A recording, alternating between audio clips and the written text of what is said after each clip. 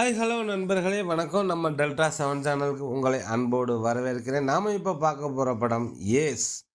23/5/2025 அன்று நம்ம விஜய் சேதுபதி நடிப்பில் வெளியாகியிருக்கு. ஆறுமுககுமார் எழுதி இயக்கி ப்ரொடியூஸ் பண்ணியிருக்கார். வாங்க இந்த படத்தோட விமர்சனத்தை பார்ப்போம். முதல்ல இந்த படத்தோட கதையை பற்றி லைட்டாக பார்ப்போம். விஜய் சேதுபதி மலேசியாவுக்கு வருகிறார். அங்கே யோகி பாபுவை சந்திக்கிறார். யோகி பாபு விஜய் சேதுபதியை ஒரு ஹோட்டலில் வேலைக்கு சேர்த்து விடுறார். அங்கே படத்தோட கதாநாயகியை சந்திக்கிறார்.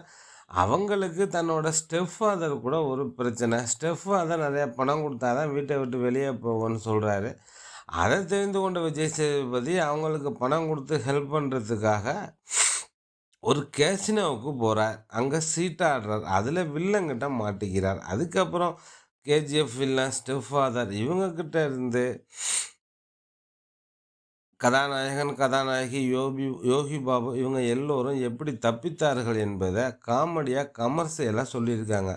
ஜாலியாக ஒரு படம் பார்க்கணுன்னு நினச்சா இந்த படம் பாருங்கள். ஒரு பேங்க் ராபரி சீன் இருக்குது. அந்த டைம் மட்டும் படம் கொஞ்சம் சீரியஸாக போகிற மாதிரி இருக்குது. அப்புறம் வழக்கம் போல் காமெடியாக படம் நகருது. அடுத்தடுத்த சீன் யூகிக்கிற மாதிரி தான் வருது. புதுசாக ஒன்றும் யோசித்து படம் பண்ண மாதிரி தெரியல. சீரியஸாக ஒரு சூப்பர் படம்னு இந்த படத்தை சொல்ல முடியாது. ஜாலியாக ஒரு கமர்ஷியல் படம் பார்க்கணுன்னு நினச்சா இந்த படம் பாருங்கள். ஹீரோயின் ரொம்ப கஷ்டப்பட்டு நடித்திருக்காங்க. படம் முழுவதும் ஏதாவது ஒர்க் பண்ணிக்கிட்டே இருக்காங்க. பாக்கி எல்லோரும் ஜாலியாக தனக்கு கொடுத்த ரோலை பண்ணியிருக்காங்க. விஜய் சேதுபதி, ருக்மிணி வசந்த், யோகி பாபு, பப்ளு பிருத்திவிராஜ் அவங்கவுங்க கேரக்டரை சரியாக செய்திருக்காங்க. Cinematography Karan B Rawat, music CS சாம்.